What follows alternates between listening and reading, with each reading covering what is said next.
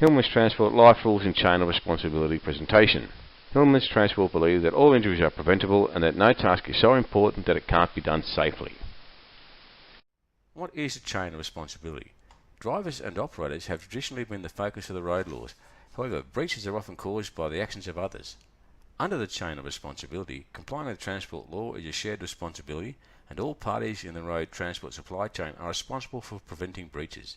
This approach recognises the effects of the actions, inactions and demands of off-the-road parties in the transport chain. Anybody, not just a driver, who has control over the transport task can be held responsible for breaches of the road laws and may be legally liable. The chain of responsibility is similar to the legal concept of duty of care that underpins occupational health and safety law. This approach has long been used by the courts to impose legal liability in negligence and damages claims. So, who are parties in the supply chain? The parties in the chain of responsibility for a heavy vehicle include an employer, an operator, a scheduler, a loading manager for any goods in the vehicle, a loader or unloader of the vehicle, a consigner of goods to be transported by the vehicle, and a consignee of any goods being transported in the vehicle. With these roles in mind, the law recognises that one person can have more than one role under the chain of responsibility. For example, an owner-driver can be classified as the employer, the operator and the scheduler of the vehicle. We'll now look a bit closer at these roles and responsibilities of each party.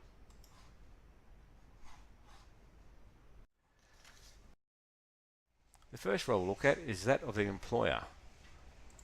What is an employer, or the definition of an employer?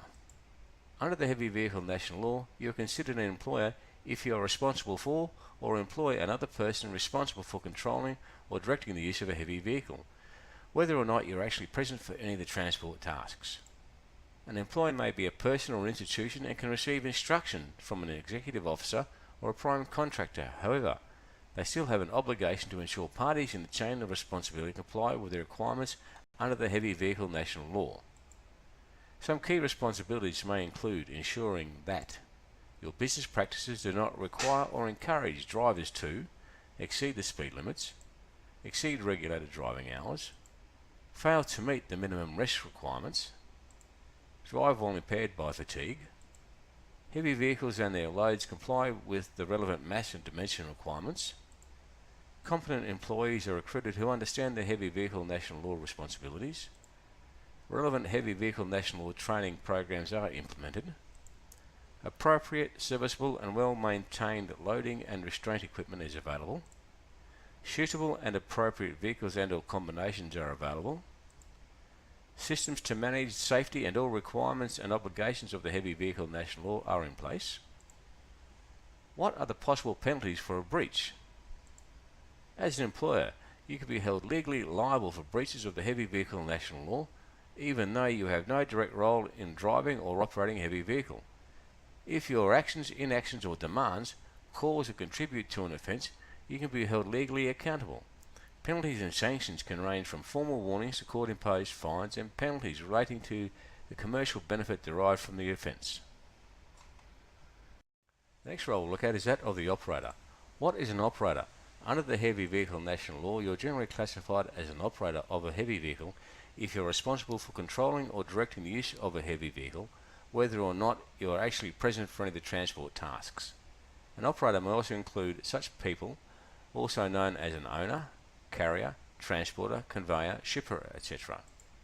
Your key responsibilities as an operator may include ensuring that schedulers comply with all their obligations, appropriate, serviceable and well-maintained loading and restraint equipment is used to restrain the loads, suitable and appropriate vehicles and/or combinations are utilised for all loads, heavy vehicles and their loads comply with relevant mass and dimension requirements, drivers are provided with relevant documentation including a complying container weight declaration before commencing a journey, your business practices do not require or encourage drivers to exceed the speed limits, exceed regulated driving hours, fail to meet the minimum rest requirements, drive while impaired by fatigue. What are the possible penalties for a breach of this? As an operator, you could be held legally liable for breaches of the Heavy Vehicle National Law, even though you have no direct role in driving or operating a heavy vehicle.